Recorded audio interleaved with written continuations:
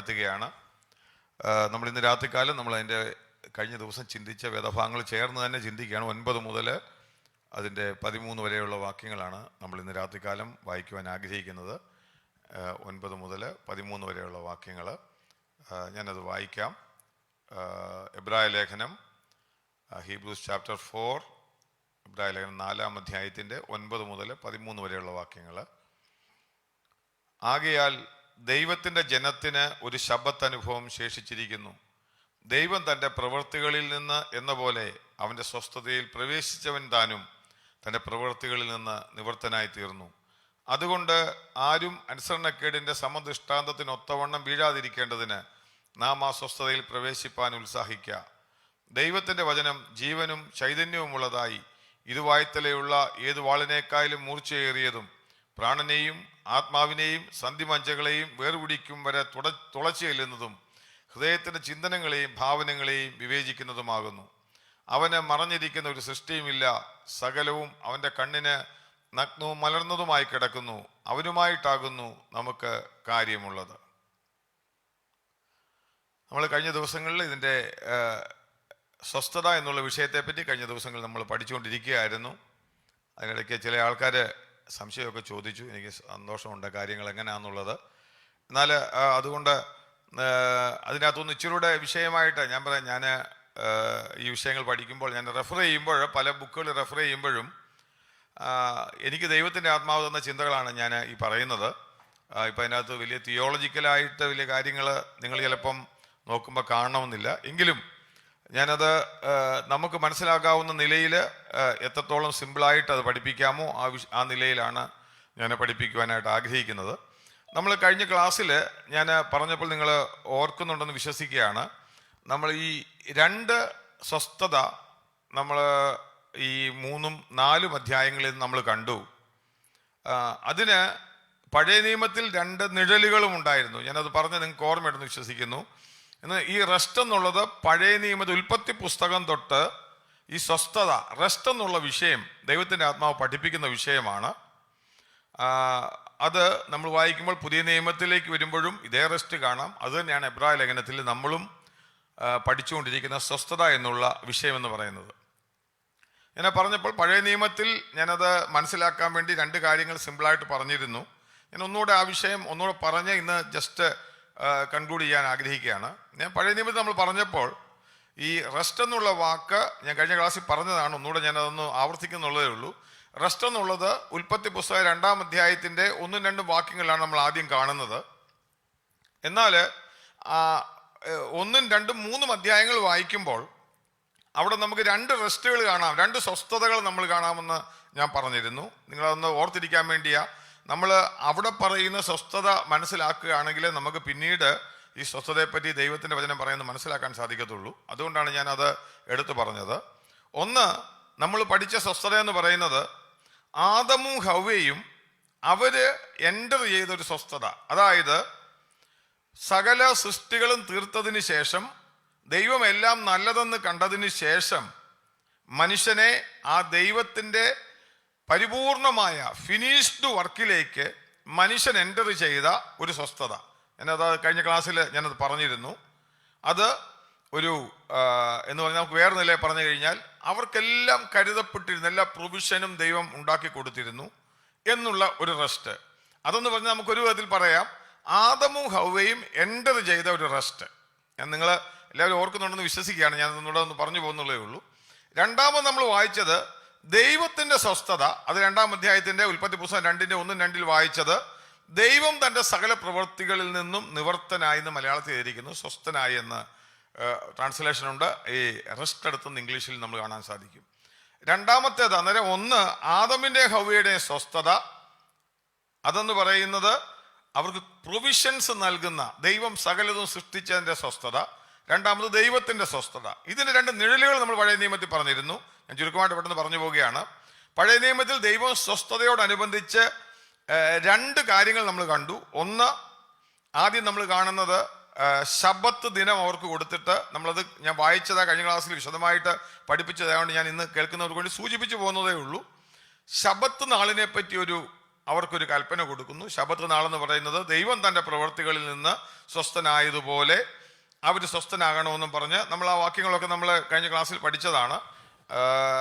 സ്വസ്ഥനാകണമെന്ന് പറഞ്ഞ് അവർക്ക് തലമുറകളായിട്ട് ആചരിക്കാൻ വേണ്ടി ശബത്ത് ദിവസം അവർക്ക് കൊടുത്തിരുന്നു. അതിൻ്റെ ചുരുക്കം 6 ദിവസങ്ങളിൽ വേല ചെയ്തതിന് ശേഷം 7-ാം ദിവസം അനുഭവിക്കുന്ന സ്വസ്ഥത. ഇതിനകത്തൊരു കാര്യം കൂടെ ഞാൻ പറയാം. ദൈവത്തിൻ്റെ സകലവും സൃഷ്ടിച്ച് ആദമിനെ ഹവ്വയെ ആക്കി റെസ്റ്റിലേക്ക്, ആ സ്വസ്ഥതയിലേക്കാക്കി, ദൈവത്തിൻ്റെ പ്രൊവിഷന്റെ സ്വസ്ഥതയിലാക്കിയെങ്കിലും ഡിസൊബീഡിയൻസ് കൊണ്ടും അവിശ്വാസം കൊണ്ടും പാപം കടന്നു വന്നതുകൊണ്ട് ആ റെസ്റ്റ്, സ്വസ്ഥത കൊടുക്കേണ്ട മനുഷ്യൻ അസ്വസ്ഥനായി, റെസ്റ്റ്ലെസ് ആയി. അതിനുശേഷം നമ്മൾ വായിക്കുന്നത് അവിടെ ശാപം വന്നു, അവന് വേർപ്പോടെ കഷ്ടപ്പെട്ട് ഉപജീവിക്കേണ്ടതായിട്ട് വന്നു, വേദന വന്നു, പാപം കടന്നു വന്നു, രോഗം കടന്നു വന്നു. അതായത് റെസ്റ്റ്ലെസ്നെസ് വരാനുള്ള കാരണമെന്ന് പറയുന്നത് ആ പാപം വന്നതുകൊണ്ടാണ്. അതുകൊണ്ട് ദൈവം എന്നാൽ ഉദ്ദേശിച്ചിരുന്നത്, നമ്മൾ വചനം പഠിക്കുമ്പോൾ കാണാൻ സാധിക്കുന്നത്, ഈ ഒന്നാമത് ദൈവത്തിൻ്റെ ചെയ്തെടുക്കപ്പെട്ട സ്വസ്ഥതയിൽ ദൈവമാക്കിയ മനുഷ്യൻ ദൈവത്തോടു കൂടെ ദൈവത്തിൻ്റെ റെസ്റ്റിലേക്ക് കയറണമെന്നുള്ളതായിരുന്നു ദൈവത്തിൻ്റെ ആഗ്രഹം എന്ന് നമ്മൾ വചനത്തിൽ കാണാൻ സാധിക്കും. എന്നാൽ സിൻ നേച്ചറിൽ വന്ന് കറപ്റ്റഡായ മനുഷ്യനെ സംബന്ധിച്ച് ഒരിക്കലും അത് അറ്റൈൻ ചെയ്യാൻ പറ്റുന്ന ഒരു കാര്യമല്ലായിരുന്നു ആ ദൈവവുമായിട്ടുള്ള ബന്ധവും. അതാണ് ഞാൻ പറഞ്ഞത്, ഈ ശബത്ത് റെസ്റ്റ് എന്ന് പറയുന്ന ഒരു സ്പിരിച്വൽ റെസ്റ്റ്, ആത്മീയമായ സ്വസ്ഥതയുടെ നിഴലാണ്. ഒന്നുകൂടെ പറയാം, ആത്മീയമായ സ്വസ്ഥത.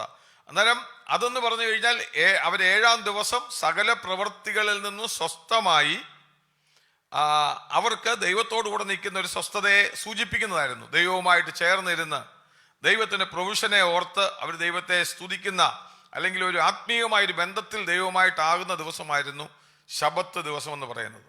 അങ്ങനെ നമ്മൾ ദൈവം ഒന്നാമത് നൽകിയത് ശബത്ത് ദിവസം എന്ന് പറയുന്ന സ്വസ്ഥത. രണ്ടാമത് അവർക്ക് കൊടുത്ത ഒരു സ്വസ്ഥത കനാൻ നാടായിരുന്നു. നമ്മളത് കഴിഞ്ഞ ക്ലാസ്സിൽ പഠിച്ചു.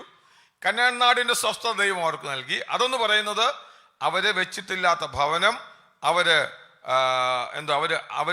പണി ചെയ്യാത്ത കൃഷിഫലങ്ങൾ, നമ്മളതൊക്കെ വായിച്ചത്, ഞാനത് ജസ്റ്റ് വിശദീകരിക്കുന്നതേ ഉള്ളൂ, പറഞ്ഞു പോകുന്നതേ ഉള്ളൂ.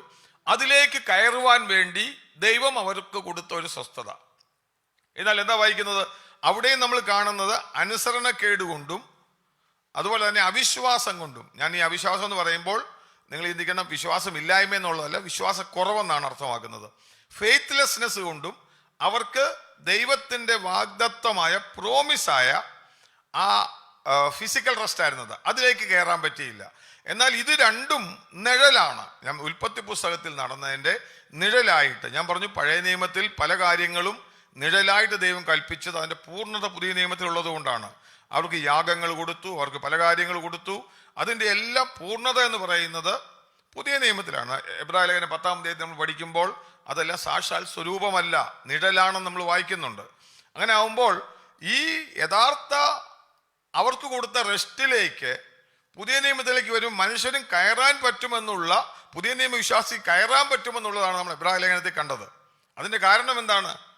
നമ്മൾ യേശു കർത്താവ് പറഞ്ഞു, താന് അധ്വാനിക്കുന്നവരും ഭാരം ചുമക്കുന്നവരുമേ നിങ്ങൾ എൻ്റെ അടുക്കൽ വരുവീൻ, ഞാൻ നിങ്ങളെ ആശ്വസിപ്പിക്കാമെന്ന് പറയുന്ന ഒരു റെസ്റ്റ് ഉണ്ട്. നമ്മളൊരു കാര്യം മനസ്സിലാക്കേണ്ടത്, ഈ ഒരു റെസ്റ്റ്, 2 തരത്തിൽ റെസ്റ്റ്. നമ്മൾ ഇന്ന് കഷ്ടപ്പെട്ട് ജീവിക്കുന്ന നമ്മളെ സംബന്ധിച്ച് നമുക്കൊരു സ്പിരിച്വൽ ആയിട്ടുള്ള ഒരു റെസ്റ്റും ഉണ്ട്, ഒരു ഫിസിക്കൽ ആയിട്ടുള്ള റെസ്റ്റും ഉണ്ട്. ഒന്നിനാണെന്നറിയാമോ? പൗലോസ് ഇങ്ങനെ പറയുന്നുണ്ട്, ഞാൻ എല്ലാത്തിലും ഞാൻ തൃപ്തനാണ് എന്ന് പറഞ്ഞു കഴിഞ്ഞാൽ he was content in every aspect of his life. എല്ലാത്തിലും താൻ എന്തായിരുന്നു? സംതൃപ്തനായിരുന്നു. കാര്യം ഗോഡ് ഈസ് ഇൻ കൺട്രോൾ. ദൈവം തൻ്റെ ജീവിതത്തിൽ കൺട്രോളിനാന്ന് അറിയാമായിരുന്നത് കൊണ്ട് ദൈവത്തിൻ്റെ സ്നേഹം കുറവ് വരത്തില്ലെന്നും വിശ്വസതയ്ക്ക് ഭംഗം വരത്തില്ലെന്നും ഉണ്ടായിരുന്നതുകൊണ്ട് ദൈവത്തിൻ്റെ അനുദിന പ്രൊവിഷനിൽ പൗലോസ് പരിപൂർണമായ റെസ്റ്റിലായിരുന്നു. അതുകൊണ്ട് ഞാൻ പറഞ്ഞത്, മരണമോ ആപത്തോ വാളോ ഈ ലോകത്തിൽ വരുന്ന, ഞാൻ പറയാം, നമ്മുടെ മുമ്പിൽ വരുന്ന ഏത് വിഷയമാണെങ്കിലും അതിനെ നോക്കിയതിന് ശേഷവും പൗലോസ് പറയുകയാണ്, ഇവയിലൊക്കെയും ഞാൻ പൂർണ്ണ ജയാളിയാകുന്നു. I am more than conqueror, ഞാൻ എല്ലാത്തിനേക്കാളും വലിയ ജയാളിയാണെന്ന് പൗലോസിന് പറയാൻ കാരണം ആ ഒരു നിലയിൽ ഒരു സ്വസ്ഥത പൗലോസ് അനുഭവിച്ചിരുന്നു. എന്നാൽ രണ്ടാമത് ഞാൻ പറഞ്ഞത്, ഈ കർത്താവ് നമുക്ക് വേണ്ടി ടെറ്റലസ്റ്റായി എന്നും പറഞ്ഞ് സകലതും നിവർത്തിച്ചതിന് ശേഷം നമ്മൾ എൻറ്റർ ചെയ്തൊരു റെസ്റ്റ് ഉണ്ട്. അതാണ് നമ്മൾ എബ്രായ ലേഖനം 4-ാം അധ്യായത്തിൽ ആദ്യം വായിച്ചത്. എന്നിട്ട് അതിനകത്ത് ഞാൻ ഒരു 2-3 കാര്യങ്ങൾ നമ്മൾ ഈ യേശു കർത്താവ് വരുമ്പോൾ അധ്വാനിക്കുന്നവരും ഭാരം ചുമക്കുന്നവരും നിങ്ങൾ എൻ്റെ അടുക്കൽ വരുവിനെന്ന് പറയുമ്പോൾ ഏറ്റവും വലിയ ഭാരം ചുമക്കുന്നത് എന്താണെന്ന് ചോദിച്ചാൽ നമ്മുടെ ജീവിതത്തിൽ നമ്മൾ മനസ്സിലാക്കേണ്ടത് നമ്മുടെ പാപത്തിൻ്റെ കടമാണ് നമ്മുടെ ഏറ്റവും വലിയ ഭാരമെന്ന് പറയുന്നത്. ഞാൻ 2-3 വാക്യങ്ങൾ നിങ്ങൾക്കൊന്ന് വായിക്കാം. ഞാൻ അത് വായിച്ചിട്ട് നമ്മുടെ വിഷയത്തിലേക്ക് കടന്നു വരാം. സങ്കീർത്തന പുസ്തകം നിങ്ങൾക്ക് എടുക്കാം, സാംസ് നമ്പർ 38. അവിടെ സങ്കീർത്തനക്കാരൻ പറയുന്ന ഒരു വാക്യം നമുക്ക് വായിച്ചിട്ടൊന്ന് മുമ്പോട്ട് വരാം. സാംസ് നമ്പർ 38, 38 അതിൻ്റെ 3-4 വാക്യങ്ങൾ ഒന്ന് വായിക്കാം. സങ്കീർത്തനം 38 3, 4 ആരെങ്കിലും ഒന്ന് വായിക്കണേ. സങ്കീർത്തനം 38 3, 4. നിന്റെ നീരസം ഹേതുവായി എന്റെ ദേഹത്തിൽ സൗഖ്യമില്ല, എന്റെ പാപം ഹേതുവായി എന്റെ അസ്ഥികളിൽ സ്വസ്ഥതയുമില്ല.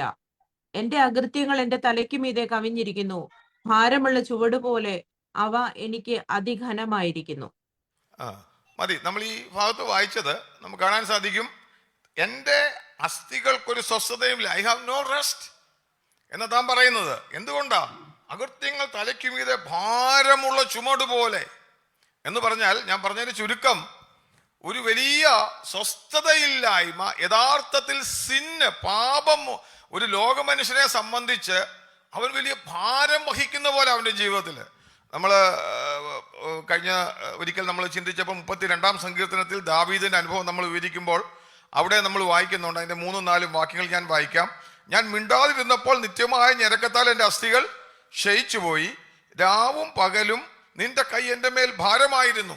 താൻ വലിയ ഭാരം ചുമക്കുക എന്ന് പറഞ്ഞു കഴിഞ്ഞാൽ പാപത്തിൻ്റെ ഒരു വലിയ ക്യാരക്ടറിസ്റ്റിക്സ് എന്ന് പറയുന്നത് it is A heavy weight, നമ്മൾ വലിയൊരു ഭാരമാകും. എന്നാൽ ദൈവത്തിൻ്റെ ആത്മാവ് പറയുന്നത്, ഞാൻ പറഞ്ഞു വരുന്നതിന് ചുരുക്കം, 2 തരത്തിലുള്ള സ്വസ്ഥത ദൈവം നമുക്ക് ഒരുക്കിയിട്ടുണ്ട്. ഒന്ന്, ഈ പാപക്കടം വീട്ടാൻ വേണ്ടി മനുഷ്യൻ, നമുക്കറിയാം, വളരെ അധ്വാനിക്കുന്ന കാലമാണ്. മലകൾ കയറുന്നു, അവരെ എങ്ങനെയെങ്കിലും ഒരു വിടുതലിന് വേണ്ടി പല വിധത്തിൽ കഷ്ടപ്പെടുക, ഈ പാപത്തിൻ്റെ ഭാരം ഉള്ളിലുള്ളത്. യേശു കർത്താവ് വന്നാൽ അവരോട് പറയുന്നത്, ഈ വിടുതലിന് വേണ്ടി അധ്വാനിക്കുന്നവരും ഭാരം ചുമക്കുന്നവരുമേ, നിങ്ങൾ എൻ്റെ അടുക്കൽ വരുവിൻ, ഞാൻ നിങ്ങളെ ആശ്വസിപ്പിക്കാം എന്ന് പറഞ്ഞു കഴിഞ്ഞാൽ, ഈ ഭാരത്തിനും ഈ പാപത്തിൻ്റെ പരിണിത ഫലത്തിനും വിടുതൽ നൽകുവാൻ യേശു കർത്താവ് പറയുകയാണ്, താൻ മതിയായവനാ എന്ന് പറഞ്ഞാൽ, ഈ ഭാരമെന്ന് പറയുന്നത്, ഞാൻ പറഞ്ഞതിന് ചുരുക്കം, പാപക്കടമാണ്. ഒന്നാമത്തെ നമുക്ക് നൽകുന്ന റെസ്റ്റ് എന്ന് പറയുന്നത് ഈ പാപക്കടത്തിൽ നിന്ന് നമ്മളെ, സിന്നിന്റെ ഡെപ്റ്റ് യേശു കർത്താവ് മുഴുവനായിട്ട് വഹിച്ച്, നമുക്ക് വിരോധമായ കൈയെഴുത്ത് മായിച്ച്, അതിക്രമങ്ങൾ ക്ഷമിച്ച്, നമുക്കറിയാം വാഴ്ചകളെയും അധികാരങ്ങളെയും ആയുധവർഗം വെപ്പിച്ച് ദൈവം ആ ഒരു റെസ്റ്റിലേക്ക് നമ്മളെ കൊണ്ടുവന്നിരിക്കുക. ഒന്നാമത്തെ റെസ്റ്റ് എന്ന് പറയുന്നത്. ഇതിനകത്ത് നമുക്കൊരു പാട്ടുമില്ല, കർത്താവ് ചെയ്തെടുത്തതാണ്. ടെറ്റൽസ്റ്റായി എന്ന് പറഞ്ഞപ്പോൾ താൻ മനുഷ്യകുലത്തിന്റെ പാപങ്ങൾ വഹിച്ചു, നമുക്ക് വിരോധമായ ന്യായപ്രമാണത്തിന്റെ അല്ലെങ്കിൽ കൈയെഴുത്തുകളെ മായ്ച്ചു കളഞ്ഞു, പൈശാചിക ബന്ധനങ്ങളിൽ നമ്മളെ വിടുവിച്ചു. നമുക്ക് ഇന്ന് രാത്രി ദൈവസന്നിധിയിൽ വരുമ്പോൾ നമുക്ക് വ്യക്തമായിട്ട് പറയാൻ പറ്റും ദൈവം. എന്നാൽ ഈ എബ്രായ വിശ്വാസികളോട് പറയുമ്പോൾ ഒരു കാര്യം കൂടെ ശ്രദ്ധിക്കണം, അവര് ഈ പാപക്കടം വീടുന്നതിന് വേണ്ടി വളരെയധികം കഷ്ടപ്പെട്ടവരാ അവര്. അതുകൊണ്ട് അവര് എന്ത് ചെയ്തു? പഴയ നിയമത്തിൽ അവർക്ക് കൊടുത്തിരുന്ന ആടുകളുടെയും കാളകളുടെയും യാഗമൊക്കെ അവര് എന്തിനാ കരുതിക്കൊണ്ടിരുന്നേ? അവർക്കൊരു വിടുതലിന് വേണ്ടി കരുതിക്കൊണ്ടിരുന്നതാണ്. നമ്മൾ എബ്രായ ലേഖനം മുമ്പോട്ട് വായിക്കുമ്പോൾ പഠിച്ചു വരുന്നുണ്ട്. 2 വാക്യങ്ങളൊന്ന് വായിക്കാം. എബ്രായ ലേഖനം, ഹീബ്രൂസ് അതിൻ്റെ 9-ാം അധ്യായത്തിൽ നമ്മൾ വായിക്കുമ്പോൾ അവിടെ ഇവരുടെ ജീവിതത്തിൽ ഇവര് ഈ പാപത്തിന്റെ വലിയ കഷ്ടതകളിൽ നിന്ന് വിടുതൽ ലഭിക്കാൻ വേണ്ടി ഇവർ ചെയ്യുന്ന ഒരു കാര്യങ്ങൾ പറയുന്നുണ്ട്. അതിൻ്റെ 9-ാം അധ്യായത്തിന്റെ 9 മുതലുള്ള വാക്യങ്ങളൊക്കെ ഒന്ന് വായിച്ചു, താഴോട്ട് വായിച്ചു. 9 മുതൽ 12 വരെയുള്ള വാക്യങ്ങൾ ഒന്ന് വായിച്ചോ. ആ കൂടാരം ഈ കാലത്തേക്ക് ഒരു സാദൃശ്യമത്രേ. അതിനൊത്തവണ്ണം ആരാധനക്കാരന്റെ മനസാക്ഷിയിൽ പൂർണ്ണ സമാധാനം വരുത്തുവാൻ കഴിയാത്ത വഴിപാടും യാഗവും അർപ്പിച്ചു പോരുന്നു. അവ ഭക്ഷ്യങ്ങൾ, പാനീയങ്ങൾ, വിവിധ സ്നാനങ്ങൾ എന്നിവയോടുകൂടെ ഗുണീകരണ കാലത്തോളം ചുമത്തിയിരുന്ന ജഡീക നിയമങ്ങൾ അത്രേ. ക്രിസ്തുവോ വരുവാനുള്ള നന്മകളുടെ മഹാപുരോഹിതനായിട്ട് വന്നിട്ട് കൈപ്പണിയല്ലാത്തതായി എന്ന് വെച്ചാൽ ഈ സൃഷ്ടിയിൽ ഉൾപ്പെടാത്തതായി വലിപ്പവും തികവുമേറിയ ഒരു കൂടാരത്തിൽ കൂടി ആട്ടുകൊറ്റന്മാരുടെയും പശുക്കിടാക്കളുടെയും രക്തത്താലല്ല, സ്വന്തം രക്തത്താൽ തന്നെ ഒരിക്കലായിട്ട് വിശുദ്ധ മന്ദിരത്തിൽ പ്രവേശിച്ച് എന്നേക്കുമുള്ള ഒരു വീണ്ടെടുപ്പ് സാധിപ്പിച്ചു. മതി മതി ആട്ടുകൊറ്റന്മാർ മതി.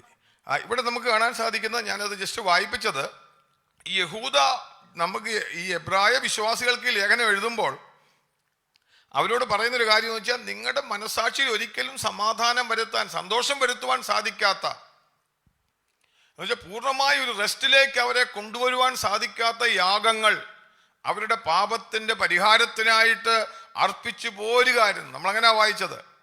എന്നിട്ട് എന്ത് ചെയ്യുന്നു? വിവിധങ്ങളായ ഭക്ഷ്യങ്ങൾ, പാനീയങ്ങൾ, സ്നാനങ്ങൾ, ഇങ്ങനെ ജഡീക നിയമങ്ങൾ അവരനുഭവിച്ചു പോന്നു. എന്നിട്ട് നമ്മൾ 12-ാം വാക്യത്തിൽ വായിച്ചത് ഇങ്ങനെയാണ്: ആട്ടുകൊറ്റന്മാരുടെയും പശുക്കിടാക്കളുടെയും രക്തത്താലല്ല, ഇതിന്റെ യാഗങ്ങൾ അർപ്പിച്ച് വിടുതലിന് വേണ്ടി അവർ കടന്നു വരികയാണ്. ഞാൻ പറഞ്ഞതിന്റെ ചുരുക്കം എന്താണെന്ന് ചോദിച്ചു കഴിഞ്ഞാൽ, എന്നാൽ ഇവിടെ എബ്രായ വിശ്വാസികളോട് പറയുകയാണ്, പരിപൂർണമായിട്ട് വിടുതൽ നൽകുന്ന, സമാധാനം നൽകുന്ന ക്രിസ്തുവിന്റെ ക്രൂശ് മരണത്തിൽ കൂടെ ഒരു വിടുതലിലേക്ക് ജനം കടക്കുന്ന വിഷയമാണ് പറയുന്നത്. ഞാൻ നിങ്ങൾക്ക് അത് മനസ്സിലാകുന്നു വിശ്വസിക്കുകയാണ്. 10-ാം അധ്യായത്തിന്റെ 1 മുതൽ 4 വരെയുള്ള വാക്യങ്ങളിൽ വായിക്കുമ്പോൾ ഞാനത് ജസ്റ്റ് അതിൻ്റെ അകത്തെ ചുരുക്കം പറയാം.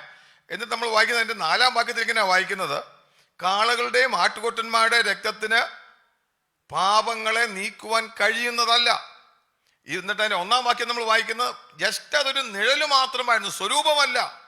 നിങ്ങൾക്ക് താവട്ടെ, ഞാൻ എല്ലാം വായിക്കുന്നില്ല, അവിടെ വാക്യം വായിച്ചാൽ കാണാൻ സാധിക്കും. എന്നാൽ ക്രിസ്തു ഒരിക്കലും യാഗമർപ്പിച്ച് എന്നേക്കുമുള്ളൊരു വീണ്ടെടുപ്പ് സാധിച്ചു.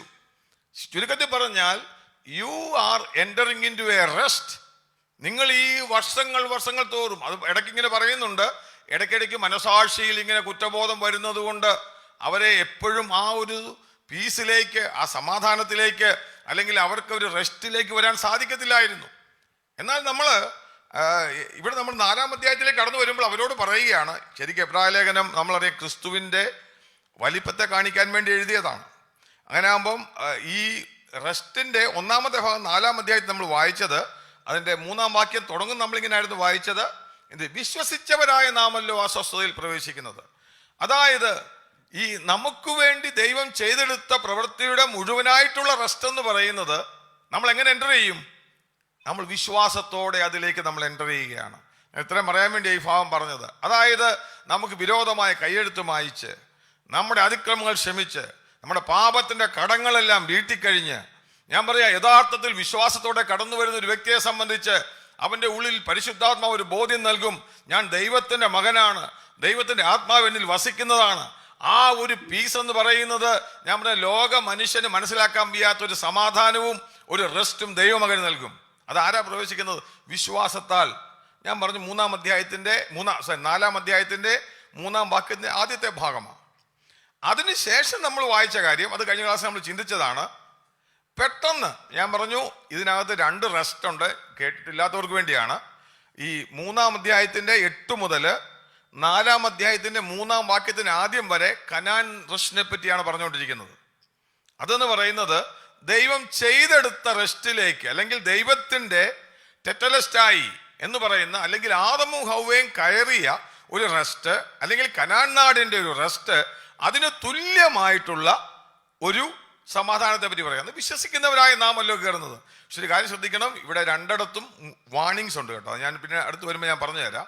ഇതിൽ മുന്നറിയിപ്പ് കൊടുത്തിട്ടാണ് പറയുന്നത്, അവർ വിശ്വാസത്തോട് മിക്സ് ചെയ്യാഞ്ഞത് കൊണ്ട് അവർക്കത് ഗുണമായി ഭവിച്ചില്ല. അവിടെ ഒരു എക്സാമ്പിൾ പറഞ്ഞിട്ട് പറയുകയാണ് ചെയ്തത്. എന്നിട്ട് നമ്മൾ വിശ്വസിക്കുന്നവരായ നാമല്ലോ പ്രവേശിക്കുന്നത്. ഈ എബ്രായ വിശ്വാസികൾ അതിനകത്ത് കയറിയ വിശ്വാസികളാണ്.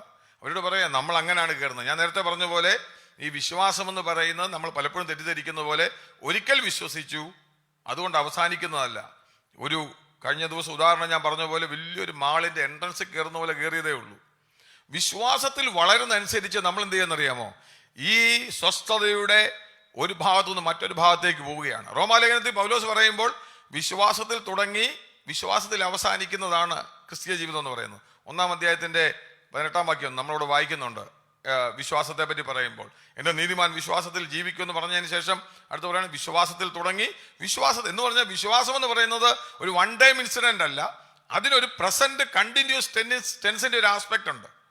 നമ്മൾ ഒരിക്കൽ വിശ്വസിച്ച് ഞാൻ ദൈവമകനായി ഇനി എനിക്ക് ഇഷ്ടം പോലെ ജീവിക്കാമെന്ന് പറയുന്നതല്ല, മറിച്ച് വിശ്വാസത്തിൽ തുടങ്ങി. അത് തന്നെ നമ്മൾ ഈ 3-ാം അധ്യായത്തിലും വായിച്ചത്. ആദ്യ വിശ്വാസം അവസാനത്തോളം മുറുകെ പിടിച്ചുകൊള്ളണം. അതിൽ നമ്മൾ വളരണം. നമ്മൾ 3-ാം അധ്യായത്തിൽ പഠിച്ചതാണ്. നമ്മൾ അങ്ങനെ മുമ്പോട്ട് കടന്നു പോകണമെന്നുള്ള വിഷയമാണ് ദൈവത്തിൻ്റെ ആത്മാവ് ഈ വേദഭാഗത്ത് നമ്മളോട് പറയുന്നത്. ഇനി 2-ാമത്തെ ഭാഗം നമ്മൾ വായിച്ചതാണ്. അവിടെ 3-ാം അധ്യായത്തിൻ്റെ 3-ാം വാക്യം, 4-ാം അധ്യായത്തിൻ്റെ 3-ാം വാക്യത്തിൻ്റെ 2-ാം ഭാഗം തൊട്ട് പിന്നെ നമ്മൾ എബ്രായ വ്യാഖ്യാന ശൈലിയിലെ പ്രത്യേക ഒരു വ്യാഖ്യാന ശൈലി കൊണ്ടാണ് പൗലോസ് കൊണ്ടുവരുന്നത്. ഞാൻ കഴിഞ്ഞ ക്ലാസ്സിൽ പറഞ്ഞു, ഒരേ വേദഭാഗത്തിന് തന്നെ 2 ആപ്ലിക്കേഷൻ. ഞാനത് കഴിഞ്ഞ ക്ലാസ്സിൽ പറഞ്ഞതാണ്. നിങ്ങൾക്കിപ്പോൾ അറിയാം, നമ്മൾ വളരെയധികം ചിന്തിക്കുന്നത്, ഞാൻ അതിന് ഉദാഹരണം പറഞ്ഞു തരുന്നത്, നിങ്ങൾക്ക് ഒരേ വാക്യത്തിന് ഇങ്ങനെ പല വ്യാഖ്യാനം വരാമോ എന്ന്. ഒരേ വാക്യത്തിന് തന്നെ പല കോണ്ടെക്സ്റ്റിൽ പല നിലകളിൽ ദൈവത്തിൻ്റെ ആത്മാവ് വ്യാഖ്യാനിച്ചിട്ടുണ്ട്. ഇപ്പോൾ നമുക്ക് ഹബക്കൂക്ക് പ്രവചനം 2-ാം അധ്യായത്തിൽ എൻ്റെ നീതിമാൻ വിശ്വാസത്തിൽ ജീവിക്കുമെന്ന് പറയുന്നു. നിങ്ങളത് ആ വാക്യം കേട്ടിട്ടുണ്ടല്ലോ, എൻ്റെ നീതിമാൻ വിശ്വാസത്തിൽ. ഈ വാക്യം തന്നെ റോമാലേഖനത്തിൽ പറഞ്ഞിട്ടുണ്ട്, അത് ഗലാത്യ ലേഖനത്തിൽ പറഞ്ഞിട്ടുണ്ട്, എബ്രായ ലേഖനത്തിൽ പറഞ്ഞിട്ടുണ്ട്. എബ്രായ ലേഖനത്തിൽ നിങ്ങൾക്ക് സംശയം അറിയാവുന്നതുകൊണ്ട് ഞാൻ വിധിക്കുന്നില്ല. അറിയത്തില്ലെങ്കിൽ വാക്യം എടുത്ത് തുടങ്ങിയ റോമാലേഖനം 1-ാം അധ്യായത്തിൽ അത് വായിക്കുന്നത് എൻ്റെ നീതിമാൻ വിശ്വാസത്തിൽ ജീവിക്കും. അത് കഴിഞ്ഞിട്ട് ഗലാത്യ ലേഖനത്തിൽ വരുമ്പോൾ അവിടെയും പറയുന്നുണ്ട് നീതിമാൻ വിശ്വാസത്താൽ ജീവിക്കും. എബ്രായ ലേഖനം നമ്മൾ ഇതിനകത്ത് അവസാനം തന്നെ അത് മാത്രം വേണമെങ്കിൽ എടുത്താൽ മതി, വായിക്കേണ്ട ആവശ്യമില്ല. അറിയാവുന്ന വാക്യമാണെങ്കിലും ജസ്റ്റ് ഒന്ന് കാണിക്കാൻ വേണ്ടി മാത്രം എടുക്കുന്നുള്ളതേ ഉള്ളൂ. അതിൻ്റെ 10-ാം അധ്യായത്തിൽ അവസാനം വായിക്കുമ്പോൾ എൻ്റെ നീതിമാൻ, അതിൻ്റെ 38-ാം വാക്യമാണ്. ഞാൻ ജസ്റ്റ് 10-ന്റെ 38 വായിക്കണ്ട, ജസ്റ്റ് ഞാൻ ഒന്ന് പറയാൻ വേണ്ടി എടുത്തുന്നുള്ളതേ ഉള്ളൂ. അതും അവിടെയും പറഞ്ഞത് എൻ്റെ നീതിമാൻ വിശ്വാസത്തിൽ ജീവിക്കുന്ന എഴുതിയിട്ടുണ്ട്. ഞാൻ പറഞ്ഞത് ബാക്കി വാക്യങ്ങൾ നോക്കിയാൽ മതി, കാണാം. വേണമെങ്കിൽ ഞാൻ എടുത്തു തരാം. എന്തിനാ ഞാൻ പറഞ്ഞു വെച്ച് കഴിഞ്ഞാൽ, ഈ 3 ഭാഗത്തും ഒരേ വാക്യം ഉപയോഗിച്ചെങ്കിലും 3 വിഷയങ്ങൾ എക്സ്പ്ലെയിൻ ചെയ്യാൻ വേണ്ടിയാണ് നമ്മൾ ദൈവത്തിൻ്റെ ആത്മാവ് ഉപയോഗിക്കുന്നത്. അതുപോലെ തന്നെ ഇവിടെ ഞാൻ ഈ പറഞ്ഞ വേദഭാഗത്തിലും ഇതേ ഒരു വ്യാഖ്യാന ശൈലിയാണ് യൂസ് ചെയ്യുന്നത്. കാര്യം 3-ാം അധ്യായത്തിൽ നമ്മൾ വായിച്ചപ്പോൾ ഒരു സ്വസ്ഥത പറഞ്ഞു. അതിനുവേണ്ടി ഏത് വാക്യം എടുത്തു? 95-ാം സങ്കീർത്തനത്തിലെ വാക്യം എടുത്തിട്ട് ദൈവത്തിൻ്റെ ആത്മാവ് അവിടെ ഒരു വ്യാഖ്യാനം കൊടുത്തിട്ട് പറയുകയാണ് കനാൻ നാടിൻ്റെ റെസ്റ്റിനെ പറ്റി. എന്നിട്ട് നമ്മളിപ്പോൾ വായിച്ച വാക്യത്തിൽ 4-ാം അധ്യായത്തിൻ്റെ 3-ാം വാക്യത്തോട് വായിക്കുമ്പോൾ ഈ ലോകസ്ഥാപനത്തിങ്കലുള്ള റെസ്റ്റിനെ പറ്റി പിന്നീട് തുടങ്ങുകയാണ്. ഞാൻ പറഞ്ഞത് നിങ്ങൾക്ക് മനസ്സിലാവുമെന്ന് വിശ്വസിക്കുകയാണ്. 3-ാം അധ്യായത്തിൻ്റെ 4-ാം അധ്യായത്തിൻ്റെ 3-ാം വാക്യം ഞാൻ 2-ാം ഭാഗം ഒന്ന് വായിക്കാം, ജസ്റ്റ് നിങ്ങൾക്ക് മനസ്സിലാകാൻ വേണ്ടിയാണ്. ഹീബ്രൂസ് ചാപ്റ്റർ 4 വേഴ്സ് 3 അതിൻ്റെ സെക്കൻഡ് പാർട്ട്. ലോകസ്ഥാപനത്തിങ്കൽ പ്രവൃത്തികൾ തീർന്നു പോയ ശേഷം, നമ്മൾ കഴിഞ്ഞ ക്ലാസ്സിൽ പഠിച്ചതാണെങ്കിലും, എന്നിട്ട് താഴോട്ട് വായിക്കുമ്പോൾ അതിൻ്റെ 4-ാം വാക്യത്തിൽ വായിക്കുമ്പോൾ 7-ാം നാളിൽ ദൈവം തന്റെ സകല പ്രവർത്തികളിൽ നിന്ന് സ്വസ്ഥനായി എന്ന 7-ാം നാളിനെ കുറിച്ച് പറയുന്നു. ഞാൻ നിങ്ങൾക്ക് എന്തിനാന്ന് ചോദിച്ചു കഴിഞ്ഞാൽ ആ വാക്യങ്ങളൊന്ന് പറയാൻ വേണ്ടിയാ.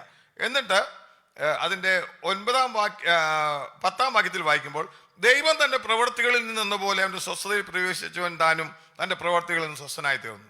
അത് 3-ാം വാക്യത്തിന് തൊട്ട് താഴോട്ട് വരുമ്പോൾ കോണ്ടെക്സ്റ്റേ മാറുകയാണ്. കനാൻ നാടുമായിട്ടൊരു ബന്ധവുമില്ല. ഞാൻ നിങ്ങൾക്ക് പറയാം, നിങ്ങൾ തെറ്റിദ്ധരിക്കപ്പെടല്ല.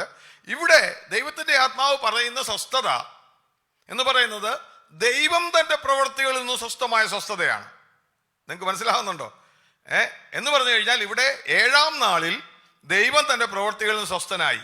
അതിനും ഏത് വാക്യം തന്നെ എടുക്കുന്ന 95-ാം സങ്കീർത്തനത്തിലെ വാക്യം തന്നെ എടുത്തിട്ട് ആ സ്വസ്ഥതയെ പറ്റി പറഞ്ഞിട്ട് അതിലേക്ക് ദൈവമക്കൾ 2 സ്വസ്ഥത ഇവിടെ പറയുന്നത്. അത് പറയാൻ വേണ്ടി ഞാൻ പറഞ്ഞത്. ഒന്ന്, കനാൻ റെസ്റ്റിന് തുല്യമായൊരു റെസ്റ്റ്. അതായെന്ന് പറഞ്ഞു കഴിഞ്ഞാൽ ദൈവം യേശു കർത്താവ് ചെയ്തെടുത്ത രക്ഷണ്യ പ്രവൃത്തിയിൽ നമ്മൾ വിശ്വാസത്തോടെ കരയേറുന്ന ഒരു സ്വസ്ഥത.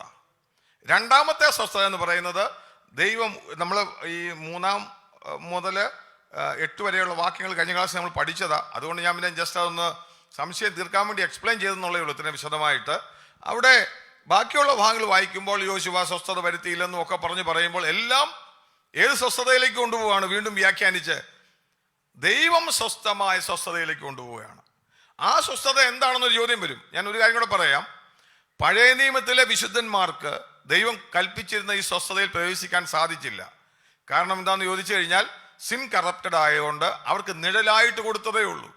പഴയ നിയമത്തിലെ വിശുദ്ധന്മാർ ആടുകളെയും കാളക്കുട്ടികളെയും യാഗം അർപ്പിച്ച് അതിൽ അവർ സമാധാനം കണ്ടെത്താൻ വന്നപ്പോൾ, പുതിയ നിയമത്തിലേക്ക് കടന്നു വന്നപ്പോൾ പുത്രന്റെ യാഗത്താൽ നമ്മൾ എന്നേക്കുമുള്ള വീണ്ടെടുപ്പ് സാധിച്ചു. ഞാൻ പറഞ്ഞു ഇത് രണ്ടും 2 തലമ. അതുപോലെ തന്നെ പഴയ നിയമത്തിൽ സ്വസ്ഥത അവർക്ക് നിഴലായിട്ട് കൊടുത്തപ്പോൾ പുതിയ നിയമത്തിന്റെ പൊരുളായിട്ട് ക്രിസ്തുവിൽ കൂടെ എൻ്റെ സ്വസ്ഥത അനുഭവിക്കുകയാണ്. ഞാൻ ഈ പറഞ്ഞതിന് ചുരുക്കം എന്താണെന്ന് ചോദിച്ചു കഴിഞ്ഞാൽ നമുക്ക് വേണ്ടി ദൈവം ഒരു വലിയ സ്വസ്ഥത ഒരുക്കിയിട്ടുണ്ടെന്നുള്ളൊരു വിഷയം പറയാൻ വേണ്ടി ഞാൻ പറഞ്ഞത്.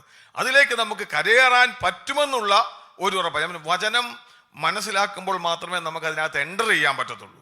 ഇങ്ങനൊരു കാര്യമുണ്ടോ എന്ന് നമുക്കൊരു ചിന്ത വരത്തുള്ളൂ. അതിനുവേണ്ടിയാണ് ഞാൻ ഈ വേദഭാഗം വിശദമായിട്ട് പറഞ്ഞത്. ഇനി നമ്മൾ ഈ വേദഭാഗത്തിലേക്ക് കടന്നു വരുമ്പോൾ ഞാൻ പറഞ്ഞ പോലെ ഈ ശബത്ത് റെസ്റ്റ് എന്ന് പറയുമ്പോൾ ഇവർക്ക് കൊടുത്തിരുന്ന, ഞാൻ അതിന് ഇനിയിപ്പോൾ നമ്മൾ 3-ാം വാക്യം തൊട്ട് അതിൻ്റെ 13 വരെയുള്ള വാക്യങ്ങൾ പഠിക്കാൻ പോകുന്നതിന് മുമ്പായിട്ട് ഈ ശബത്ത് റെസ്റ്റ് എന്ന് പറയുന്നതിനെ പറ്റി നമ്മൾ ഒരു സ്വല്പം ഒന്ന് മനസ്സിലാക്കിയിരിക്കുന്നത് നല്ലതാണ്. ഞാൻ പറഞ്ഞ അവർക്ക് 6 ദിവസം ജോലി ചെയ്ത് എന്ത് ചെയ്തു? ഈ കറപ്റ്റായിട്ടുള്ള ലിവിങ് ആ ലോകത്തിൽ അവർ ജീവിക്കുമ്പോൾ 7-ാം ദിവസം അവരോട് എന്താ പറഞ്ഞിരുന്നത്? നിങ്ങൾ വിയർപ്പോടെ കഷ്ടപ്പെടും. 7-ാം ദിവസം എന്ത് ചെയ്യണം? നിങ്ങൾ ഈ റെസ്റ്റിലേക്ക് വരണം, ഈ സ്വസ്ഥതയിലേക്ക് വരണം എന്ന് പറയുമ്പോൾ അവരുടെ ഉള്ളിൽ ഓർക്കുന്നതറിയാവും, ദൈവം തന്റെ പ്രവൃത്തികളിൽ നിന്ന് സ്വസ്ഥനായ ഒരു സ്വസ്ഥതയെ പറ്റി അവിടെ പറയുന്നത്. ഞാൻ പറഞ്ഞു നിങ്ങൾക്ക് മനസ്സിലായെന്ന് വിശ്വസിക്കുകയാണ്.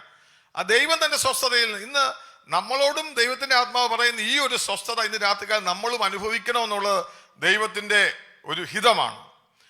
ഞാൻ പറഞ്ഞു ഉൽപ്പത്തി പുസ്തകത്തിൽ ദൈവം ആ സ്വസ്ഥത അവർക്ക് കരുതിയെങ്കിലും അവർക്ക് കയറാൻ പറ്റിയില്ല.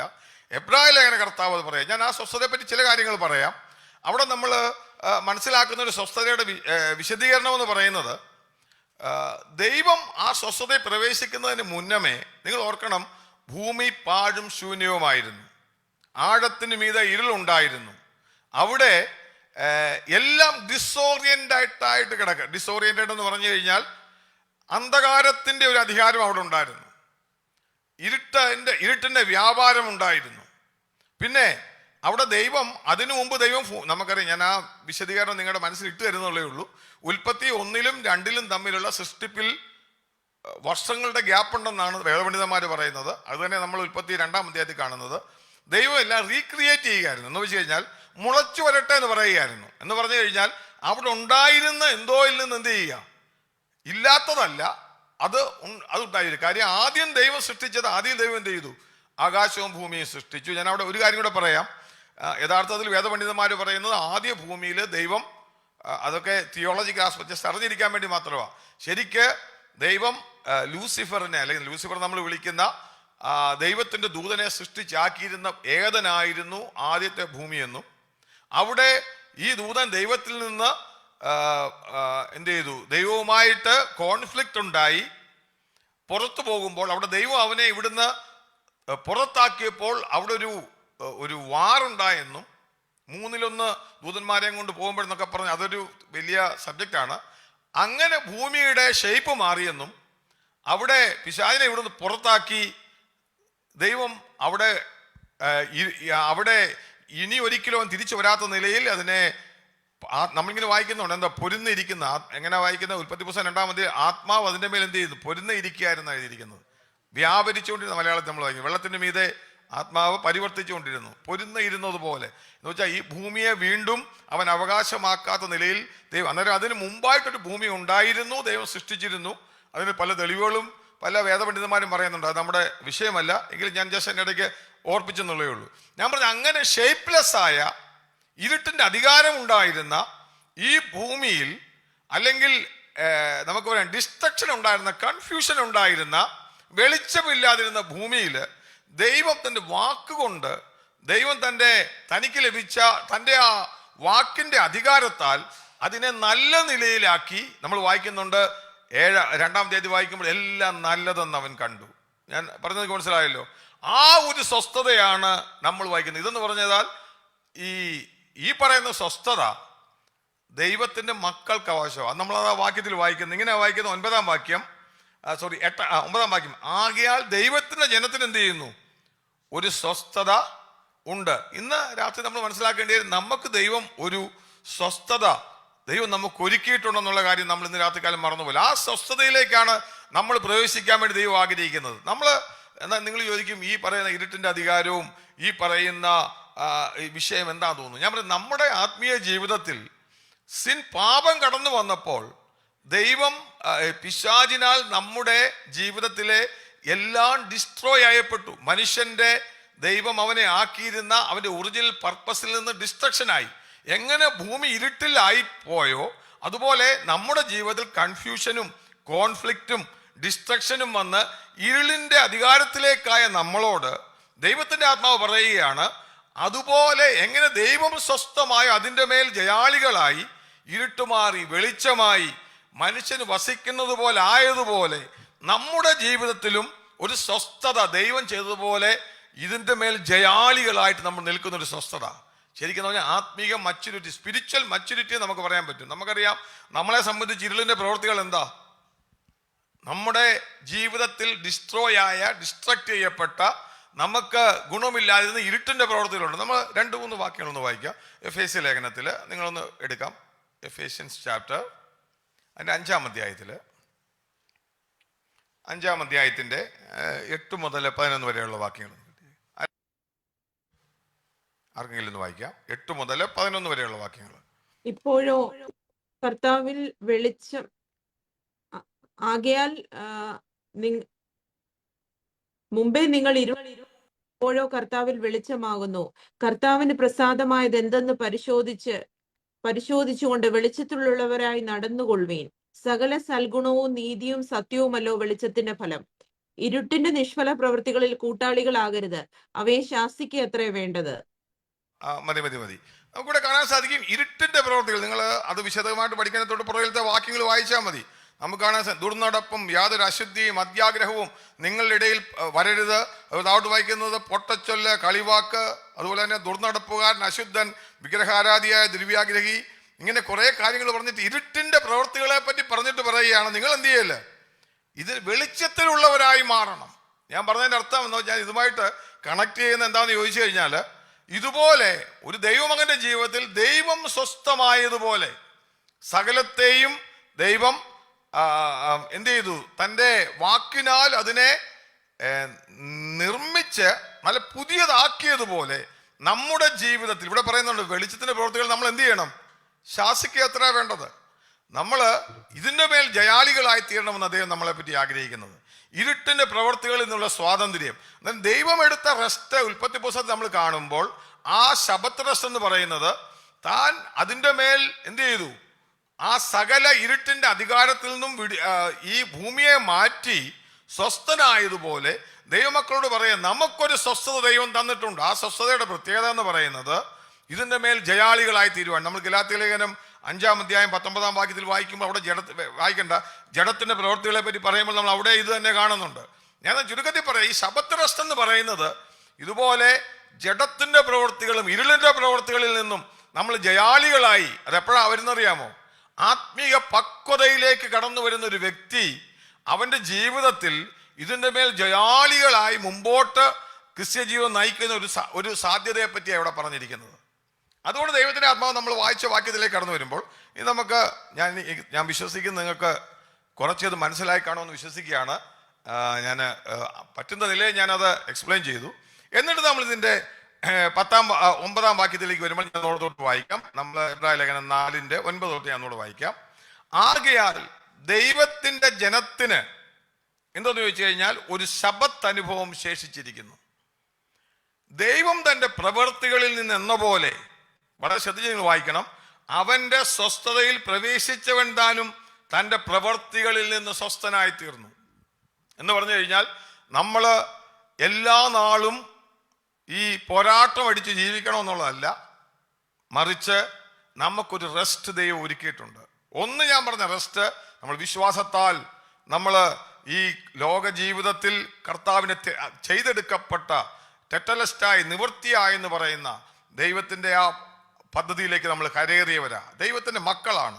അവർക്കിനിയും ഒരു ശബത്ത് അനുഭവം ശേഷിച്ചിട്ടുണ്ട്. നമ്മൾ വായിച്ചതുപോലെ ദൈവം തൻ്റെ പ്രവൃത്തികളിൽ നിന്ന് സ്വസ്ഥനായതുപോലെ തന്നെ അവൻ്റെ സ്വസ്ഥതയിൽ പ്രവേശിച്ചവൻ താനും തൻ്റെ പ്രവൃത്തികളിൽ നിന്ന് സ്വസ്ഥനായി തീർന്നു. എന്നിട്ട് അടുത്ത വാക്യം 11-ാം വാക്യം വായിക്കും. ഇനി ഞാൻ പെട്ടെന്ന് വായിച്ചു പോകാം, നിങ്ങൾക്ക് ഏകദേശം അതിൻ്റെ ഇത് മനസ്സിലായെന്ന് ഞാൻ വിശ്വസിക്കുകയാണ്. 11-ാം വാക്യത്തിൽ ഇങ്ങനെ വായിക്കുന്നു, അതുകൊണ്ട് ആരും അനുസരണക്കേടിന്റെ സമദൃഷ്ടാന്തത്തിന് ഒത്തവണ്ണം വീഴാതിരിക്കേണ്ടത് നാം ആ സ്വസ്ഥതയിൽ പ്രവേശിപ്പാൻ ഉത്സാഹിക്കുക. എന്നാൽ ഒരു കാര്യം ശ്രദ്ധിക്കേണ്ടത്, ഇത് നമുക്ക് ദൈവം നൽകിയിരിക്കുന്ന ഒരു കമാൻഡ്മെന്റാ.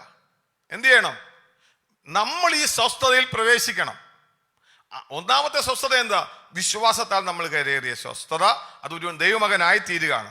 ദൈവത്തിന്റെ പാപക്കടം വീട്ടി നമ്മൾ പിശാചിന്റെ മേൽ നമുക്ക് ജയം തന്നു, നമുക്ക് വിരോധമായ കയ്യെഴുത്തുകൾ എഴുതി നമുക്ക് തന്നു. എല്ലാ ഡെപ്റ്റ് ഓഫ് സിൻ എല്ലാം കർത്താവ് പേ ചെയ്തു. നമ്മൾ വിശ്വാസത്താൽ അതിനകത്ത് കയറി. എന്നിട്ട് ഇപ്പൊ നമ്മളോട് പറയുകയാണ്, ദൈവം സ്വസ്ഥനായതുപോലെ നമുക്കെന്തുണ്ട്? ഒരു സ്വസ്ഥത ദൈവം നമുക്ക് വേണ്ടി തന്നിട്ടുണ്ട്. ആ സ്വസ്ഥതയെ പറ്റി പറയാ. അതുകൊണ്ട് എന്ത് ചെയ്യല്ല, ഇവരെ പോലെ, ഇസ്രായേൽ മക്കളെ പോലെ അനുസരണക്കേടിൽ വീഴാതിരിപ്പാൻ നാം ഉത്സാഹിക്കുക. അതിൻ്റെ അകത്തൊരു കാര്യം പറയാം. ഇവിടെ ദൈവത്തിന്റെ ആത്മാവ് പറയാൻ, ദൂത് നിങ്ങൾ 10-11 വാക്യങ്ങൾ വായിച്ചാൽ ഒരു സ്വസ്ഥതയുണ്ട്. അല്ലെങ്കിൽ എന്ത് ചെയ്യും? ഇംഗ്ലീഷ് വായിച്ചാൽ ഇങ്ങനെ 11 വാക്യം പറയുന്നത്, let us therefore give diligence to enter into that rest, that no man fall after the same example of disobedience. ഒന്നുകിൽ നമുക്ക് റെസ്റ്റിലേക്ക് കയറാം, അല്ലെങ്കിൽ നമുക്ക് എന്ത് ചെയ്യാന്നറിയാമോ? സ്വസ്ഥത ഇല്ലായ്മയിലേക്ക് പോകാം. അല്ലെങ്കിൽ നമ്മളെന്ത് പെരിശയെ. ഞാനൊരു കാര്യം ഇവിടെ പറയുമ്പോൾ നിങ്ങൾ ശ്രദ്ധിച്ച് കേൾക്കണം.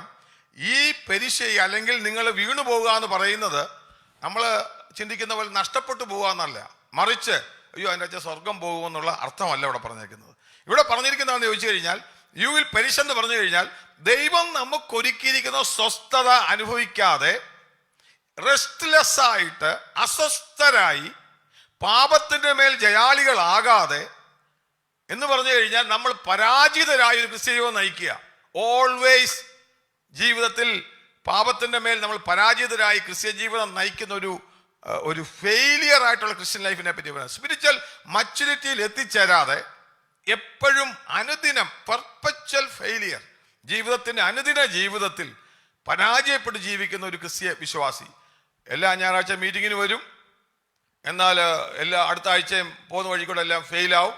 പിന്നെ മീറ്റിങ്ങിന് വരും. He's always in restlessness. ദൈവം നൽകിയൊരു റെസ്റ്റ് നമുക്കുണ്ട്. ഞാൻ പറയാം, ഇതിന്റെ കാര്യം, ഈ റെസ്റ്റ് എന്ത് ചെയ്യണം? ഒന്ന്, ഒരു വളരെ രസകരമായ കാര്യം, റെസ്റ്റും ഇവിടെ 2 കാര്യം പറയുന്നുണ്ട്. രണ്ടാമത് ഉത്സാഹവും വേണം. ഇത് രണ്ടും ഓപ്പോസിറ്റ്. നമ്മൾ ലോകപരമായിട്ട് ചിന്തിക്കുന്നത് എങ്ങനെയാ? പ്രവൃത്തി കഴിഞ്ഞിട്ടാണ് റെസ്റ്റ്. എന്നാൽ ഇവിടെ എന്താണെന്നറിയാമോ? റെസ്റ്റിനകത്തൊരു ചെല്ലാൻ വേണ്ടി ഒരു പ്രവൃത്തിയാണ്. എന്ന് പറഞ്ഞാൽ മറ്റേത് പ്രവൃത്തി കഴിഞ്ഞിട്ടല്ല, നമുക്കുള്ള ഈ റെസ്റ്റ് നമ്മൾ പ്രവർത്തിച്ച് നമ്മൾ ഉത്സാഹത്തോടെ ഏറ്റെടുക്കുന്ന ഒരു റെസ്റ്റാണ്. അതായത് ഞാൻ പറഞ്ഞ പോലെ നമ്മൾ അവിടെ എഫേസ്യരിൽ വായിച്ചപ്പോൾ നമ്മൾ അങ്ങനെ ആകരുത്, നമ്മൾ ഇരുട്ടിന്റെ പ്രവൃത്തികളെ ശാസിക്കണം. അവിടെ പൗലോസ് താഴോട്ട് വായിക്കുമ്പോൾ എഫേസ്യരിൽ വായിച്ചാൽ എങ്ങനെ അറിയാം? സമയം തക്കത്തിൽ ഉപയോഗിക്കണം. അവിടെ നിങ്ങൾ താഴോട്ട് വായിച്ചാൽ അറിയാം. നമ്മൾ ഈ ഉറങ്ങുന്നവരെ ഉണർന്ന് മരിച്ചവരുടെ ഇടയിൽ നിന്ന് എഴുന്നേൽക്ക, അവിടെയൊക്കെ പറയുന്ന കാര്യങ്ങൾ നോക്കിക്കഴിഞ്ഞു കഴിഞ്ഞാൽ ആ വാക്യം നമ്മളോട് നൽകുന്ന ഒരു കൽപ്പനയാണ്. നമ്മൾ ഉത്സാഹിക്കണം. അവർ ദൈവമക്കളെന്ന അല്ലെന്നുള്ളതല്ല. എഫേസ്യ ലേഖനത്തിലെ വിശ്വാസികൾ ദൈവമക്കളാണ്. അവർക്കൊരു റെസ്റ്റ് ഉണ്ട്. നമ്മൾ വായിക്കുന്ന 1-ാം അധ്യായത്തിൽ വായിക്കുമ്പോൾ എഫേസ്യ ലേഖനത്തിൽ ഞാൻ വാക്യം പറഞ്ഞു പോകുന്നതേ ഉള്ളൂ. ഏതാ? അവൻ വിശ്വസിക്കുന്നവൻ പിതാവ് എങ്ങനെ നമ്മളെ കർത്താവിനോടുകൂടെ സ്വർഗത്തിൽ ഇരുത്തിയിരിക്കുന്നു. നിങ്ങൾക്ക് അറിയാലോ വാക്യം, 2-ാം അധ്യായത്തിന്റെ 8-ാം വാക്യം അറിയാമല്ലോ. എഫേസ്യ ലേഖനം അവിടെ പറയുകയാണ്, വിശ്വാസത്താൽ നമ്മൾ എന്ത് ചെയ്യുന്നു? അവനോടുകൂടെ സ്വർഗത്തിൽ നമ്മളെ ഇരുത്തിയിരിക്കുന്നു. ഇരിക്കുക എന്ന് പറഞ്ഞാൽ റെസ്റ്റാ. അതെങ്ങനാ? അവൻ വിശ്വസിക്കുന്നവൻ ആ റെസ്റ്റിലേക്ക് കയറുക. എന്നാൽ ആ റെസ്റ്റിലിരിക്കുന്നവനോട് പറയുകയാണ്, നിങ്ങൾ എന്ത് ചെയ്യണം? നിങ്ങൾ ഉത്സാഹിക്കണം. എന്തിനാ? ഈ ഇരുട്ടിന്റെ പ്രവൃത്തികളിൽ നിങ്ങൾ അനുദിന ജീവിതത്തിൽ പെർപ്പച്വൽ ലൈഫിൽ ജയാളികളായി നമ്മൾ മുമ്പോട്ട് പോകണമെന്ന് ദൈവം നമ്മളെ പറ്റി ആഗ്രഹിക്കുന്നത്. ഇതിൻ്റെ അതുകൾ ഞാൻ എൻ്റെ വാക്കുകൾ ഇവിടെ ഞാൻ അവസാനിപ്പിക്കാം. പെട്ടെന്ന് 2 വാക്യങ്ങൾ പറഞ്ഞ് ഞാൻ അവസാനിപ്പിക്കാം. നമ്മൾ ഈ വാക്യത്തിൽ വായിച്ച പോലെ 11-ാം വാക്യത്തിൽ വായിച്ചത് ഞാൻ പറയാം. ഒന്നുകിൽ നിങ്ങൾ റെസ്റ്റിലായിരിക്കുക, അല്ലെങ്കിൽ നിങ്ങൾ പെരിശാകുക. നിങ്ങൾ ഈ റെസ്റ്റ്ലെസ്നെസ്സിൽ, നമുക്ക് ഈ ജീവിതം വിശ്വാസി എന്ന് പേരുണ്ട്, നമ്മൾ വിശ്വാസത്തോടെ എത്തിയവരെന്നൊരു പേരൊക്കെ നമുക്കുണ്ട്. പക്ഷെ നമ്മൾ പെർപ്പച്വലായിട്ട് ഫെയിലിയർ ആയിട്ട് ക്രിസ്ത്യ ജീവിതം നയിച്ച് ഈ സ്വസ്ഥതയെ പ്രവേശിക്കാതെ അല്ലെങ്കിൽ ആത്മീയ മച്യൂരിറ്റിയിൽ കയറാതെ നമ്മൾ ഈ ലോകത്തിൽ പട്ടുപോകുന്നവരാകുക. ഞാൻ പറഞ്ഞ എത്രവർക്ക് മനസ്സിലാകുന്നുണ്ട്? അതായത് നമുക്ക് ദൈവം ഒരുക്കിയിരിക്കുന്ന ഒരു പ്രോമിസാണ് ആ റെസ്റ്റ്. ആ റെസ്റ്റിൽ കയറാൻ നമ്മൾ ഉത്സാഹിക്കണം. നമ്മുടെ ഭാഗത്തു നിന്ന് അത് മനസ്സിലാക്കി അതിലേക്ക് കയറിയ തീർച്ചയായിട്ടും ഈ ഒരു അനുഭവം എന്തിൻ്റെ മേലാണെന്നറിയാമോ? ഇരുട്ടിന്റെ പ്രവർത്തികളിൽ നിന്ന് ജയാളികളായി നമ്മൾ ആ റെസ്റ്റിലേക്ക്, ഞാൻ പറയാം, എപ്പോൾ ഇരുട്ടിന്റെ പ്രവർത്തികളിൽ ചെന്ന് കഴിഞ്ഞാൽ നമ്മൾ റെസ്റ്റ്ലെസ് ആവും. സിൻ നമ്മുടെ ജീവിതത്തിൽ നമ്മൾ റെസ്റ്റ്ലെസ് ആവും. നമുക്ക് പിന്നെ കുറ്റബോധം ഉണ്ടാകും. പിന്നെ നമുക്കറിയാം, അവർ പിന്നെ വലിയ ഭാരം വഹിച്ചു കൊണ്ട് കൊടുക്കുന്നവരെ പോലെ. ഈ ആദമും ഹവ്വയും തെറ്റ് ചെയ്തപ്പോൾ ദൈവത്തെ കാണാതെ ഒളിച്ചിരുന്നത് പോലെ നമ്മൾ അറിയാതെ കണ്ടംനേഷനിലായി ഇതിന്റെ റെസ്റ്റ്ലെസ്നെസ് കൊണ്ട് ദൈവസന്നിധി വിട്ടുപോകും. അപ്പോൾ ദൈവത്തിന്റെ ആത്മാവ് പറഞ്ഞു, നമ്മൾ പറയുന്നത് ഈ ഒരു റെസ്റ്റിലേക്ക് കയറി നമ്മൾ ജയാളികളാകാതെ ഇരുട്ടിന്റെ പ്രവർത്തികളെ ജയാളികളായി ആത്മീയ പക്വതയിലേക്ക് എത്തി നമ്മുടെ ക്രിസ്ത്യ ജീവിതം നയിക്കണമെന്നുള്ളതാണ്. പക്ഷെ ഇതിന് എങ്ങനെ കടക്കാം? അതിനുവേണ്ടി ആണ് ഞാൻ പറഞ്ഞു, നമ്മൾ എബ്രായ ലേഖനത്തിന്റെ തീ മറന്നു പോകല്ല്. യേശു ക്രിസ്തു പുത്രനിലൂടെ അരുളി ചെയ്ത വചനം നിങ്ങൾ മറക്കരുതെന്നാണ് തുടങ്ങുന്നത്. അതിനെപ്പറ്റിയാണ് പറഞ്ഞു വരുന്നത്. അടുത്ത വാക്യം ഞാൻ അതോടെ വായിച്ച് നമുക്ക് പെട്ടെന്ന് അവസാനിപ്പിക്കാം.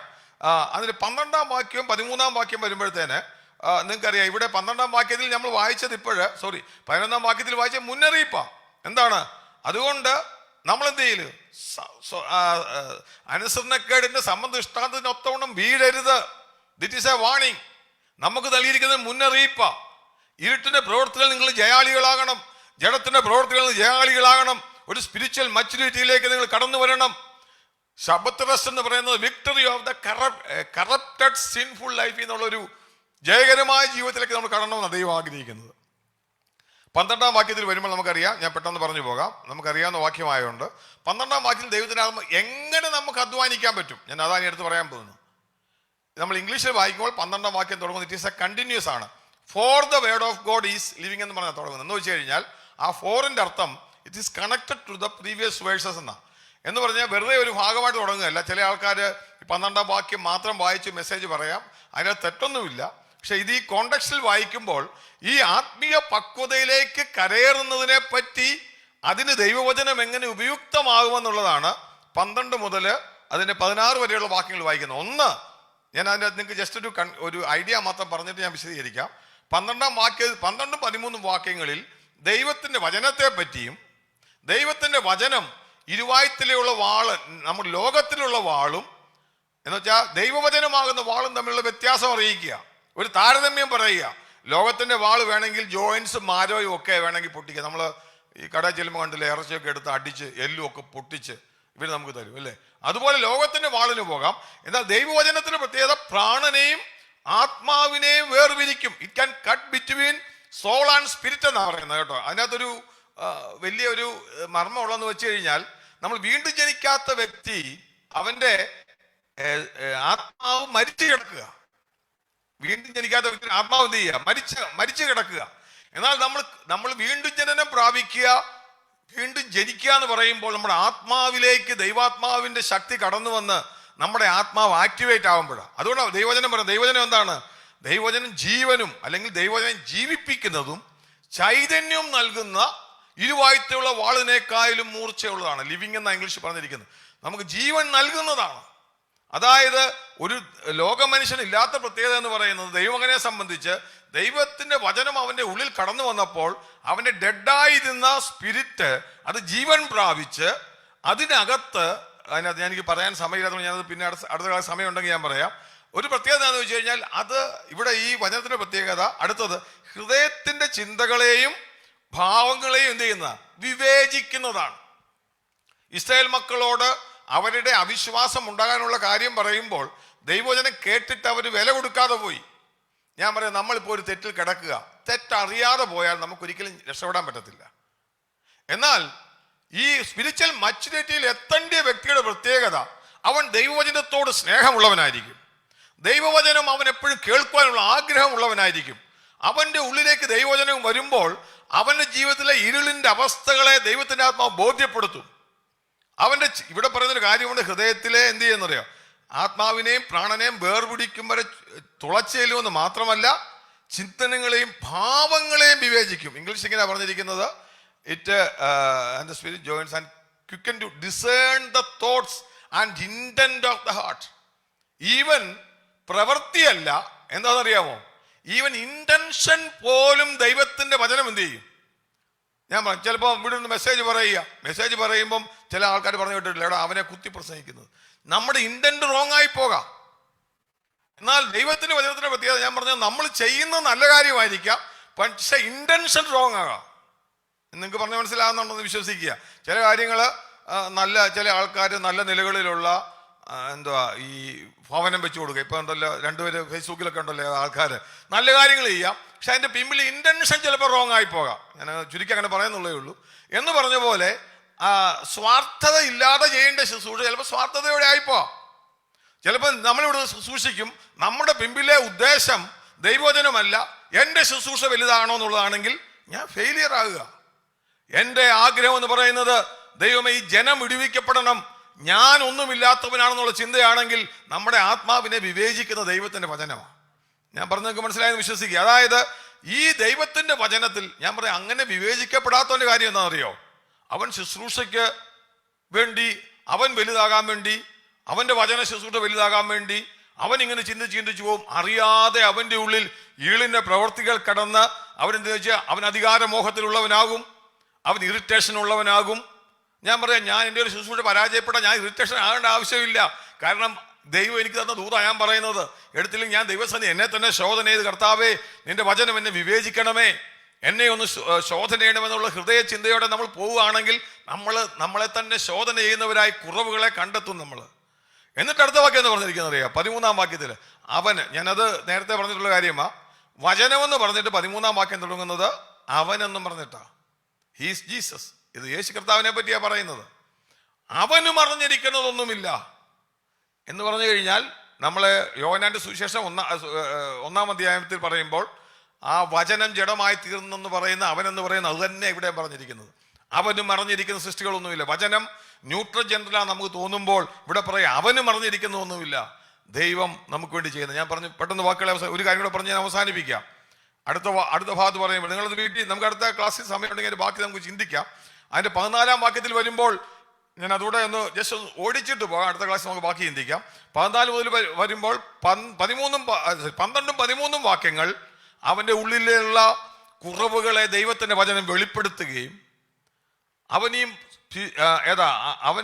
ദൈവത്തിന്റെ റെസ്റ്റിലേക്ക് വരണമെന്നുണ്ടെങ്കിൽ വചനത്തിൽ ദാഹമുള്ളവൻ, വചനം അവന്റെ ഹൃദയത്തിൽ ക്രിയ ചെയ്യുമ്പോൾ, അവന്റെ ഉള്ളിലെ വിഷയങ്ങൾ വിവേചിച്ച് വെളിപ്പെടുത്തുമ്പോൾ പരാജയപ്പെട്ട് നിൽക്കുവാനല്ല. 14-ഉം 15-ഉം വാക്യങ്ങൾ വരുമ്പോൾ അറിയാമോ, അവിടെ പറയുക ഒരു മഹാപുരോഹിതനായിട്ട് കർത്താവ് ഇപ്പോഴും ജീവിക്കുന്നു. വചനം നമ്മുടെ ചിന്തകളെ വിവേചിച്ചു കൊണ്ടുവന്നിട്ട് നമ്മളെപ്പോലെ പരീക്ഷിക്കപ്പെട്ട ഒരു കർത്താവ് നമുക്കുള്ളത് കൊണ്ട് കൃപാസനത്തിന് അടുത്ത് ചെന്ന് ഇതിൻ്റെ മേൽ ജയാളികളായി, ഞാൻ പറയട്ടെ, ഈ ദൈവത്തിൻ്റെ റെസ്റ്റിലേക്ക് നമുക്ക് പ്രവേശിക്കാൻ കഴിയുമെന്നുള്ളതാണ് ഈ ഭാഗം വിശദീകരിക്കുന്നത്. ഞാൻ എൻ്റെ വാക്കുകളിൽ നിന്ന് അവസാനിപ്പിക്കുക, സമയം കഴിഞ്ഞല്ലോ. ഞാൻ പറയും, ഇന്ന് രാത്രികാലം വചനം കേൾക്കുമ്പോൾ വളരെ ആഴത്തിൽ ദൈവത്തിൻ്റെ ആത്മാവിനോട് സംസാരിക്കാനുള്ളത്. ദൈവം നമുക്ക് വേണ്ടി നൽകിയ ഒരു റെസ്റ്റ് ഉണ്ട്. അതുപോലെ തന്നെ നമ്മൾ വിശ്വാസികളായി നമുക്ക് ഉത്സാഹത്തോടെ പ്രവേശിക്കേണ്ട ഒരു റെസ്റ്റ് ഉണ്ട്.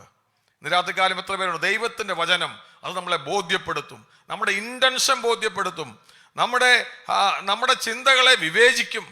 നമ്മൾ ചെയ്യുന്നതിനെ അത് ദൈവത്തിൻ്റെ ആത്മ വിവേചിക്കുമ്പോൾ ഇന്ന് രാത്രികാലം നമുക്ക് പറയാം, ദൈവസന്നിധി ചെന്നിട്ട് പറയാം, എല്ലാം നഗ്നവും മലർന്നതുമായി കിടക്കുക, നമുക്ക് ആരെയും കളിപ്പിക്കാൻ പറ്റത്തില്ല. അങ്ങനെയുള്ള നമ്മളോട് പറയാ, ഈ മഹാപുരോഹിതന്റെ അടുത്ത് എന്നാൽ നമുക്ക് തുല്യം പരീക്ഷിക്കപ്പെട്ടവനാ, ഹി വിൽ ഹെൽപ്പ് അസ്. എബ്രായ വിശ്വാസികളോട് പറയുക, നിങ്ങൾ ഇനി ഈ റെസ്റ്റിലേക്ക് പ്രവേശിക്കുക. ആടുകളുടെയും ആട്ടുകൊറ്റന്മാരുടെയും യാഗമൊന്നും നിങ്ങൾക്ക് വേണ്ട. നിങ്ങൾക്ക് വേണ്ടി ഒരിക്കൽ റെസ്റ്റ് ഉണ്ട്, നിങ്ങൾക്കൊരിക്കൽ സ്വസ്ഥതയുണ്ട്, ജയാളികളായിട്ട് ജീവിക്കാൻ എന്ന് ദൈവത്തിൻ്റെ ആത്മാവ് വരെ ഉദ്ബോധിപ്പിക്കുകയാണ്. ഈ വചനങ്ങൾ ആ ദൈവം നമ്മളെ അനുഗ്രഹിക്കട്ടെ. നമ്മൾ തുറന്ന് പ്രാർത്ഥിക്കാം. ഇപ്പൊ പ്രിയ സമയം കടന്നുപോയി. നമുക്ക് പ്രാർത്ഥിച്ച് നമുക്കിപ്പോൾ